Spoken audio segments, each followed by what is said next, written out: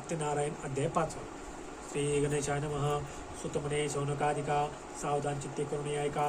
कथितामी कथानका जेणे सिद्धी पावेल. अंगध्वज नामे विख्यात राजा प्रजापालने आसक्त.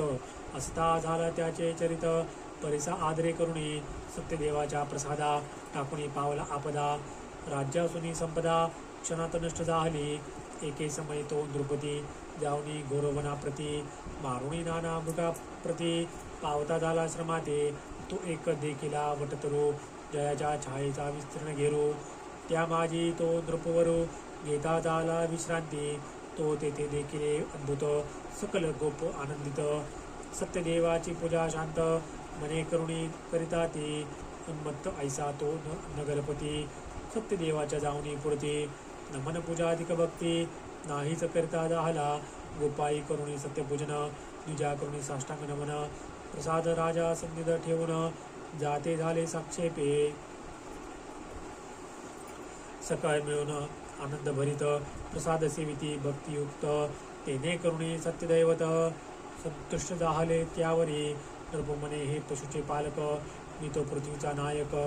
याचे हातुनी प्रसादाधिक हे कैसे घ्यावे म्या. ऐसा विचार करुणी मनात प्रसाद तैसाची टाकुनी मनात. अश्वारूढ होऊन त्वरित तेथून या निघाला.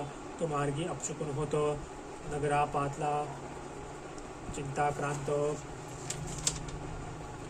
सदनी जाऊन या पाहत तो अनर्थ वर्तला असे. पुत्र झाले सकळ नष्ट प्रधानही न दिसते स्पष्ट. सगळ जन पावते कष्ट संपत्ती लया पावले. चिंताक्रांत होणे द्रुपदी विचार करी आपले चित्ती. प्रसाद त्यागे करुणी झटिती दुःख सागरी बुडालो. म्हणून आता वनात जाणे करावे त्वरित. त्या सकळ गोपाळा सहित वृताचरण करावे. ऐसा विचार करुणी द्रुपदी गेला त्वरित वनाप्रती. भक्ती श्रद्धा ठेवणी चित्ती करिता झाला व्रता ते. यथाविधी व्रत आचरुणी गोपाळांची प्रसाद अर्पुणी. प्रसाद भक्षण स्वये करुणी नगरा पातला त्वरित. तेने तोचला भगवंत सत्यनारायण कृपावंत. ब्रह्मादिकाही ज्यांच्या अंत नाही सत्य कदापि.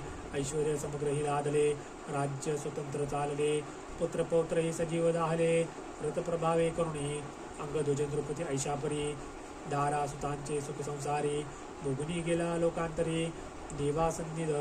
ऐसी या राजाची कथा कथिली पवित्र संक्षिप्ता. या कथेचा महिमा आता कथितो मी परिसावा. सुत मने गा मुनिवर्या या व्रताचा महिमा ऐकून या. दुरित सकळ टाकून या पार्वती नर सुखाते. ऐसे हे व्रत परम पवित्र याचे आचरण करते जे नर. पावती पुण्य अपार नाही संदेह किंपिही. सत्यनारायण कथा श्रवण भक्तीने जे नर करे ती सुजान. त्यांचे मनोरथ परिपूर्ण होतील जाण निश्चये. दरिद्री होईल संपत्तीमान बद्धांचे तुटील बंधन. नीती सकळ हे जाई पळून व्रत प्रभावे करुणी. इहलोकीचे सुख भोगुनी सकळ दुर्ती शमवुनी. पवित्र ऐशा वैकुंठ भुवनी नांदता ती सुखे हो. ऐसे हे व्रत पवित्र तुम्हा कथिले सविस्तर. ज्याच्या श्रवणे सत्वर दुःखी नाश पावती. या सत्यनारायणा प्रती कोणी काल ऐसे म्हणती. सत्य ईश्वर ऐशी ही व्याख्याती होईल सत्य या जगी. हे व्रतचारी युगी प्रसिद्ध परी कलियुगी त्वरित फलद. याचे नियोगे सत्यदेव विशद संतुष्ट होईल तत्काळ.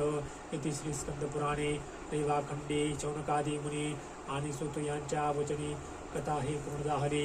इति श्री स्कंद पुराणे रेवाखंडे सत्यनारायण कथा पंचमोध्याय.